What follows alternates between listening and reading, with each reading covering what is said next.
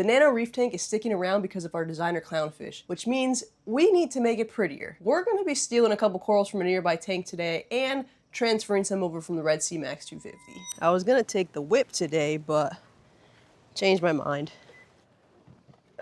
Taking the new daily driver is just so much easier for me because whenever I'm driving the 350, I have to worry about it's an older car, it's 2003, so I have to worry about if I'm gonna break down somewhere, and it's just like, I don't wanna do all that, you know? Not today. It's a beautiful day. I don't wanna be stuck somewhere. So I'm just gonna take this car and just make my life easier. And I mean, knock on a window. Hopefully I don't get stranded somewhere with this car.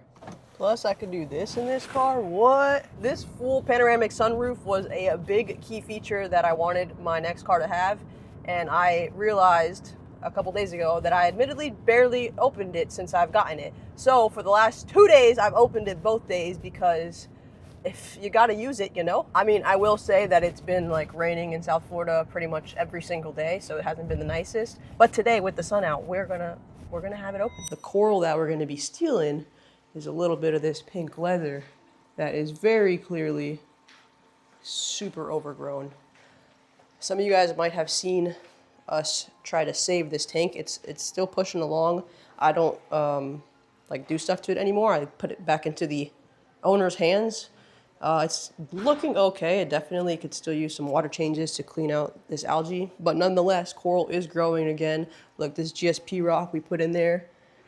We put the GSP on top of the rock, and it's fluffy, looking good. They added some of these corals, some of these mushrooms. Look at those zoas taking over again. That mushroom is good. This is growing like crazy. The mushrooms on this rock, it just really needs to just keep being cleaned out. So clearly I could take as much of this as I want because there's just so much of it, but it is going in the nano tank. So I'm gonna take a chunk, but not like an astronomical size chunk. I'm thinking we cut some of those stems here. When I've cut leather in the past, I usually just use bone cutters and cut like the stem, like the base of it. But these bases are very, very large. So I'm hoping that I don't injure the coral. I think it's fine, but yeah, hopefully it's okay. See if we can get it to close up a little. See, like, this is one huge piece right here, which would actually be a good piece for the tank. Ooh. It's usually just a one and done. This I have to literally cut through it a couple times, which I do not like doing. These bone cutters are bigger, a little bigger. Maybe they'll reach farther. There we go. One clean cut. I'll have to get it with the chompers.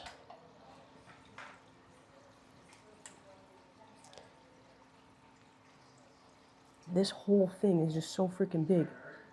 Look at this thing. I'm trying to close it up as much as possible. Oh, okay, look. We can probably get this tight little base right here, right down in here. The bigger bone cutters are definitely better. The other ones were too small. So right here, we can squeeze in 1 and 2. See, 2 cutter. Just right across. We got a good bit off. This was a huge chunk right here. Water's a bit messy now, but at least that little area gets some light. If you guys are local only, and are interested in some pink leather, definitely got plenty for sale, so hit me up and I could coordinate a couple pink leather sales. And now the question is, which one do I want to go with? This is going to be too big. I think we go with this one right here.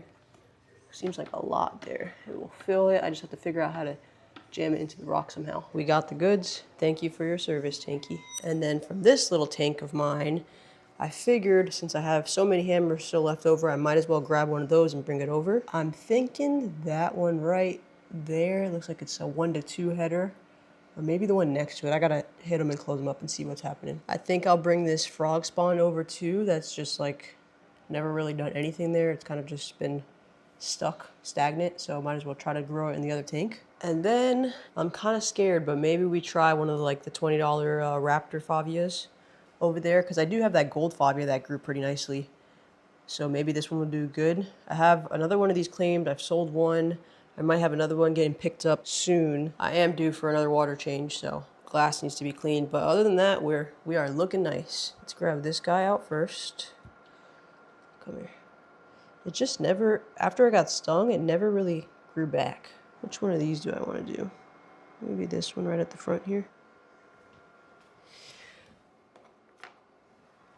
So I had the, I'm pretty sure those favias were stinging. I had some of those hammer corals up towards the front, and then I noticed a couple of the heads starting to die. I'm pretty sure these were getting maybe some sweepers and stinging it in the middle of the night, because I didn't have problems until I put those on this rack here. So hopefully with me moving them back, it takes care of that. So we got that as an option. Oh, this is a nice chunky one here. Yeah, a little three head action right here. It's technically like one and then branching off into another one. All right, now it is time to figure out placement.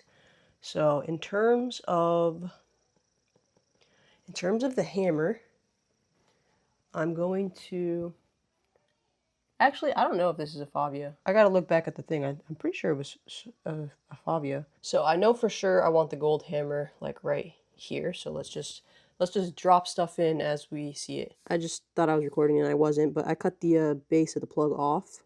Stayed on there nice. Let's drop this guy in right here. I'll probably just put the frog spawn right next to it over here, because I don't even know if that thing's going to survive, to be honest. I jammed it in that little hole and cleaned up the piece a little bit. I can't remember, but I'm pretty sure it was purple. It kind of looks green right now, but I think it was purple, so it would look good if it is purple. I think I'm going to put this favia where the scolie is. I glued the scolie to this rock just so it would stop turning around and everything, and it stayed in place, but to be honest, it's never looked as good as it did when it was just thrown on the sand bed. So we're just going to put it back where it wants to be. I need to move this guy out the way. I don't know how he got all the way over here from all the way over here. This is the blasto I've been kind of wanting to move. I haven't done it yet, but I'm thinking about putting it in the other tank. It already has, look at those, the two little heads are growing well. This means I have to take off the favia from the plug here as well. Fingers crossed. Oh no, I think it broke off. Where is it? Oh no, it didn't. Sweet. And the final piece of the puzzle is trying to figure out where to jam this pink leather in. The back corner over here is already pretty good with those mushrooms. Although that mushroom, I think, is blocking the toadstool. It hasn't really been opening. But the green mushroom's good, the blue mushroom's good. The blue plating sponge has been growing literally up the rock. So that looks nice on the back there. I am thinking we put it on this side of the arch here, like this. I will have to watch to see if it starts blocking that candy cane coral. It seems to do good in that corner, but if it starts getting blocked by the pink leather, then that might be an issue. I don't want to put it in front of the green leather because then you won't see that. I could put it there, like right out of here. That might be cool. I think I am going to try to jam it in that little crack. Hey, something like that. It's kind of crazy how it looks green because it's not green. It's like a purpley color. We're going to see once it opens up if it pushes out of the rock or not. I got to be sure to keep an eye on it with the hammer coral. I'm not sure how that will react. So just something to watch out for there. Let's see how it opens up. Let's go. The hammer has started to open up and fluff.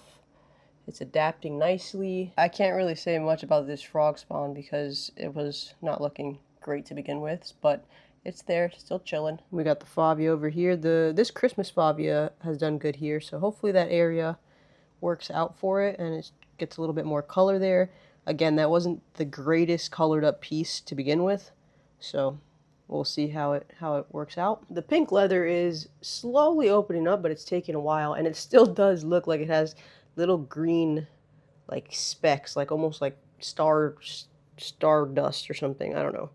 It definitely looks different right now than the piece that I took out of the tank. I honestly wouldn't be mad about how it looks right there, except for the fact that it's just more green with all the other green. Like I wanted the purple because it was just a different color and could create some contrast. Starting to stack up some corals in the front of the tank. It's just taking me so long to really get this tank like pumping.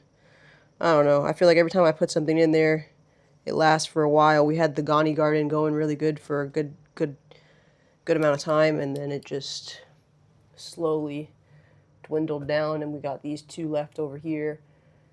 It just every time I feel like I'm getting it getting it going somewhere, it just slowly dials back again. It would be so nice if we could get it to just continue to thrive. And I'm definitely going to be focusing on just easier coral in this tank, more hardy things, and just see how that goes. Hopefully everything continues to adapt and settles in nicely. It's been very hit or miss with what I've been able to keep in this tank. Hope you guys enjoyed the video. Thanks so much for watching, and we'll see you in the next one. Later.